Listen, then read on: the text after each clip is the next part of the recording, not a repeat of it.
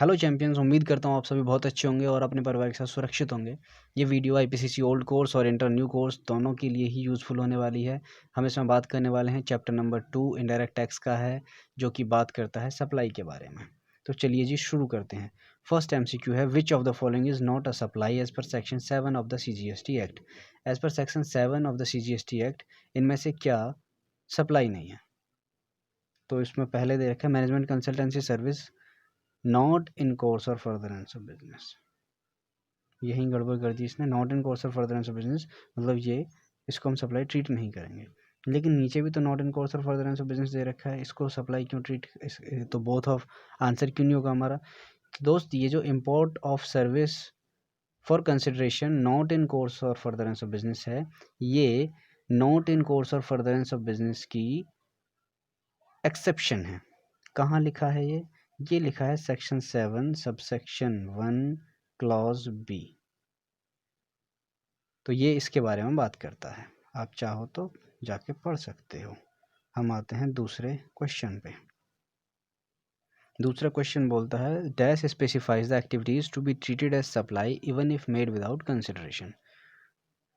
तो dash specify करता है एक्टिविटीज को जिन्हें हम सप्लाई मानेंगे, वो even if without made without consideration, अगर वो बिना कंसिडरेशन की भी करी है एक्टिविटी तो भी हम उन्हें सप्लाई ट्रीट करेंगे। तो इस बारे में कौन बात करता है? इस बारे में बात करता है शेड्यूल 1।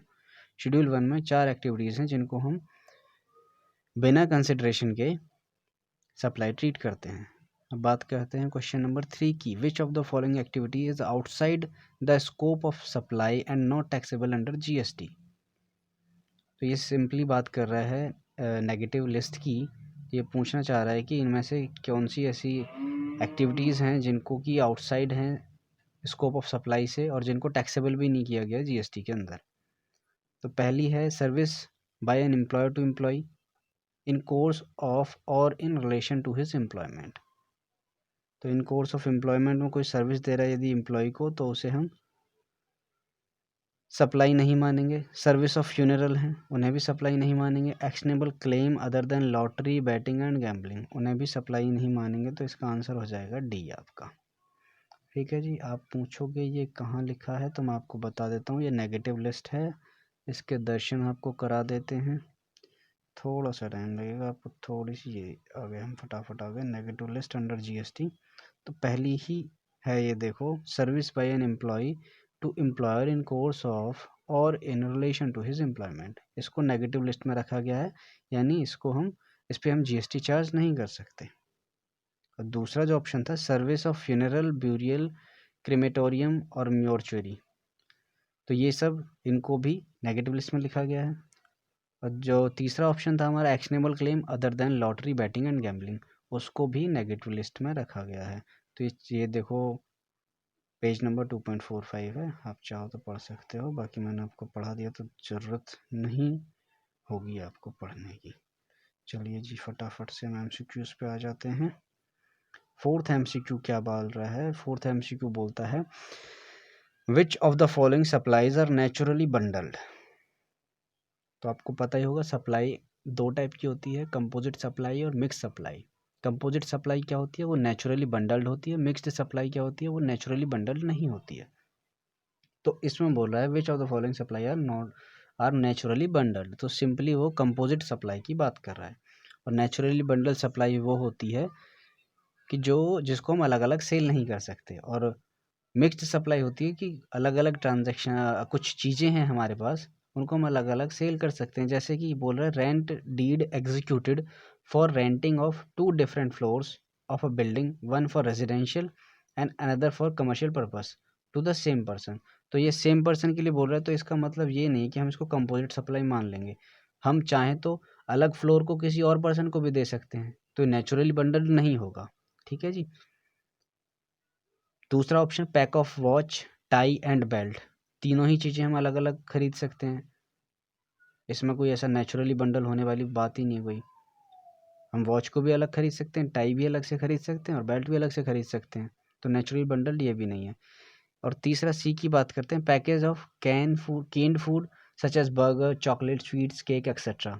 तो ये भी ऐसी चीज़ें हैं जिनको हम अलग अलग खरीद सकते हैं, इनको एक साथ खरीदना कंपल्शन नहीं है, कोई ज़रूरी नहीं है। तो इसने पैकेज बना रखा है, तो ये सब नेचुरली बंडल नहीं है। तो इसका ऑप्शन आपका हो जाएगा D, none of the above. Which of the following supply are naturally bundle, तो इनमें से कोई भी सप्लाई ऐसी नहीं है जो कि नेचुरली बंडल्ड हो। हम बात करते हैं अपने 5वें एमसीक्यू की। बोलता है ए डैश सप्लाई कंप्राइजिंग ऑफ 2 और मोर supplies shall be treated as supply of the particular supply that attract highest rate। Important MCQ होने वाला है भाई ये। हाईएस्ट रेट तो किस पे लगता है? मैंने अभी बताया सप्लाई दो होती है, कंपोजिट सप्लाई और मिक्स्ड सप्लाई। कंपोजिट सप्लाई वो होती है जो नेचुरली बंडल्ड होती है, मिक्स्ड सप्लाई वो होती है जो कि नेचुरली बंडल्ड नहीं होती है। उसमें हम क्या करते हैं, 2 या 2 से अधिक सप्लाई होती है, उनको एक प्राइस पे बेच देते हैं हम, ये होता है। उसका एग्जांपल हमने ऊपर देखे ही सारे, वो टाई, बेल्ट और आपका चॉकलेट, कैंडी, स्वीट वगैरह, ये हमारी मिक्स्ड सप्लाई होती है। तो मिक्स्ड सप्लाई में क्या होता है कि जो भी हाईएस्ट रेट ऑफ टैक्स है, उसी पे टैक्स लगेगा। तो इसका आंसर हमें क्लियर हो गया, इसका आंसर होगा बी, मिक्स्ड सप्लाई। ठीक है जी। और कंपोजिट पे क्या लगता है? कंपोजिट पे प्रिंसिपल सप्लाई का रेट लगता है। जो भी प्रिंसिपल सप्लाई होगी उसका रेट लगेगा। जैसे कि आप अगर एयरप्लेन में जा रहे हो तो आपको फूड जो मिलता है वो हमारा इसमें आता है कंपोजिट सप्लाई में। या जैसे आप किसी होटल में जा रहे हो, होटल में रुके हो, तो वहाँ पे अगर वो ब्रेकफास्ट वगैरह की फैसिलिटी होती है तो वो हमारा कंपोजिट सप्लाई में आता है। तो उस पर प्रिंसिपल सप्लाई पे जो रेट है वही लगता है।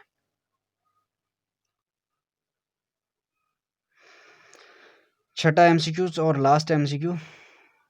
तो चलिए जी, बहुत जल्दी खत्म होने वाली है हमारी video. Which of the following activities is a supply of service? Which of the following activities is a supply of services? तो इसमें जो ये जो 3 एक्टिविटीज देखी इनमें से कौन सी है जो सप्लाई ऑफ सर्विस है? तो transfer of right in goods, right दे रहे हैं हम, गुड्स नहीं दे रहे। Transfer of right in goods या undivided share in goods without transfer of title in goods. उसका टाइटल नहीं दे रहे गुड्स का, हम सिर्फ राइट दे रहे हैं, राइट टू यूज़ दे रहे हैं। जैसा कि हम करते हैं, किसी को रेंट पे दे दिया हमने, तो मतलब हमने गुड्स ट्रांसफ़र नहीं किया, सेल नहीं किया, उसको सिर्फ राइट दिया यूज़ करने का। तो ये हमारा सप्लाई ऑफ सर्विस हो जाएगा। Transfer of title in goods, हमने टाइटल दे दिया गुड्स का।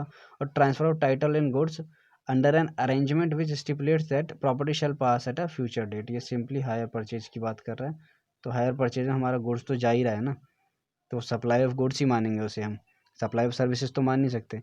तो इसका ऑप्शन हो जाएगा आपका ए, करेक्ट ऑप्शन हो जाएगा कि transfer of right in goods, undivided share in goods without transfer of title in goods, ये है हमारा सप्लाई ऑफ सर्विसेज। आपको इसके दर्शन करने हैं, मैं करा देता हूँ। सॉरी ये रहा आपका, सॉरी,